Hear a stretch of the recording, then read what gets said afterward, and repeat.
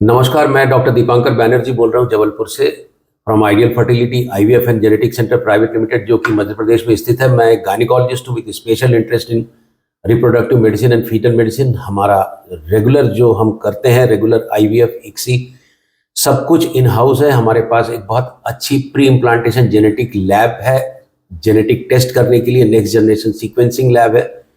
ये हमारा साप्ताहिक प्रोग्राम है जो हम यूट्यूब कमेंट सेक्शन से क्वेश्चंस लेके उनका आंसर देने की कोशिश करते हैं, ताकि आपके पास में घर बैठे आपको उसका उत्तर मिल सके। मैं देवेंद्र जी से अनुरोध करता हूँ, please go ahead with the questions. Good morning sir. Good morning. Primary amenorrhoea का कोई इलाज होता है क्या?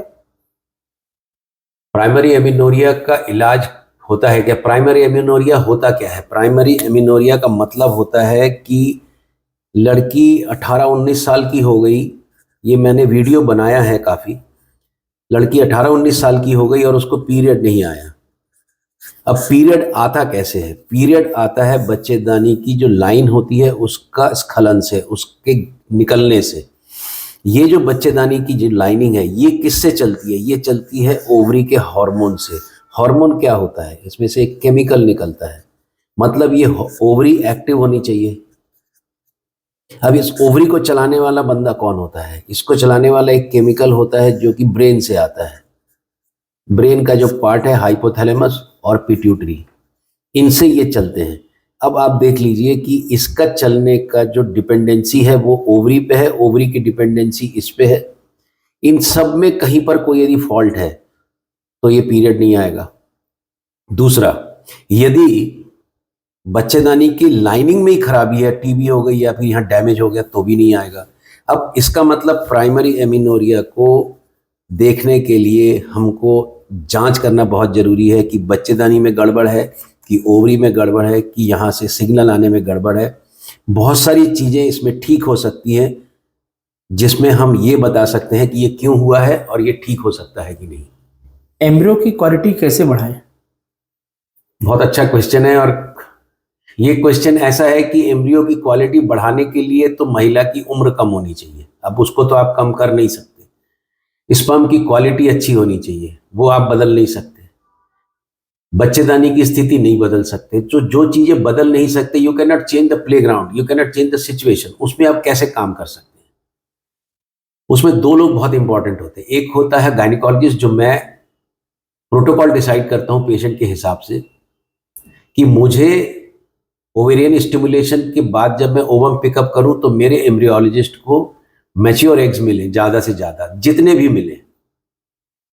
नंबर 2, जो एम्ब्रियोलॉजिस्ट है, जैसे मेरी मैडम रिंकू बैनर्जी और बेटी ईशानी काम करते हैं, इनका बहुत अच्छा काम होना जरूरी है।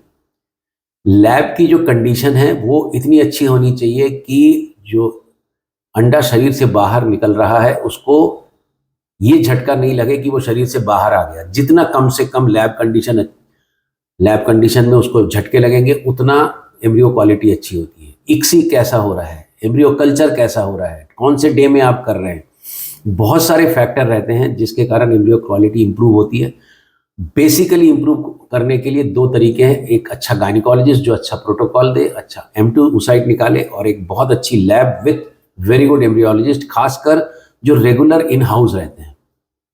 आईवीएफ इक्सी करवाने के लिए कितना स्पर्म काउंट होना चाहिए? आईवीएफ इक्सी कराने के लिए तो स्पर्म काउंट नील में भी हम आईवीएफ इक्सी करते हैं। अब उसमें जो ये टेस्टिस है, इस टेस्टिस, ये टेस्टिस एक फैक्ट्री है। जैसे ओवरी अंडे की फैक्ट्री है, वैसे टेस्टिस स्पर्म की फैक्ट्री है। ये यहाँ से एक ट्यूब के द्वारा निकल के पेनिस के थ्रू निकलती है। अब इसमें यदि बहुत कम भी रहे तो भी हमको स्पर्म मिल जाते हैं। तो हमको तो एक अंडे के लिए एक ही स्पर्म चाहिए। यदि मान लीजिए स्पर्म नहीं है तो हम यहाँ से भी स्पर्म निकाल सकते हैं।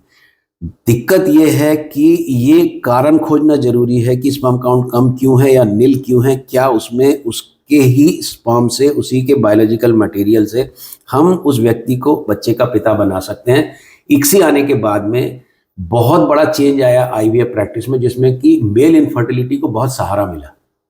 नेचुरल प्रेगनेंसी में एक्टोपिक प्रेगनेंसी हुई है, तो क्या आईवीएफ की प्रेगनेंसी में भी एक्टोपिक हो सकती है? चांसेस कम है, पर हमको हर प्रेगनेंसी में, चाहे एक्टोपिक हुई हो चाहे ना हो, हर प्रेगनेंसी की शुरुआत में, चाहे वो नेचुरल हो चाहे आईवीएफ हो, हर प्रेगनेंसी के शुरुआत में हमको मान के चलना चाहिए कि एक्टोपिक हो सकती है, अनटिल प्रूव्ड अदरवाइज।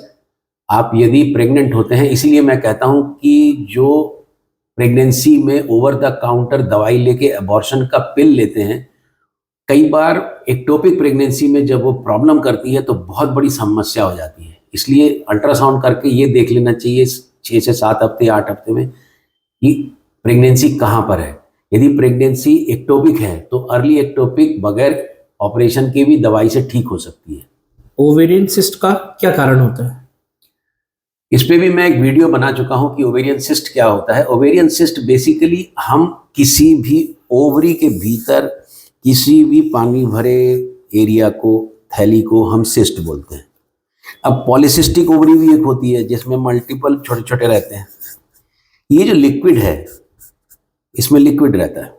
ये जो लिक्विड है इसका क्या कारण है, अगेन हर चीज आपको वजह जानना जरूरी है कि ये सिस्ट किस लिए है। क्या ये एंडोमेट्रियोसिस का है, क्या ये सिंपल सिस्ट है, मतलब हम जब फॉलिकल मैच्योर कराने के लिए या इंजेक्शन लगाते तो भी सिस्ट बन जाता है, क्या ये डर्मॉइड है, क्या ये ट्यूमर है।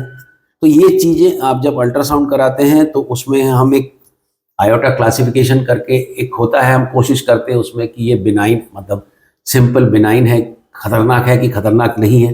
ये सब चीज़ें जांच करके और अल्ट्रासाउंड करके ही बता सकते हैं। सुनने और जुड़ने के लिए बहुत बहुत धन्यवाद।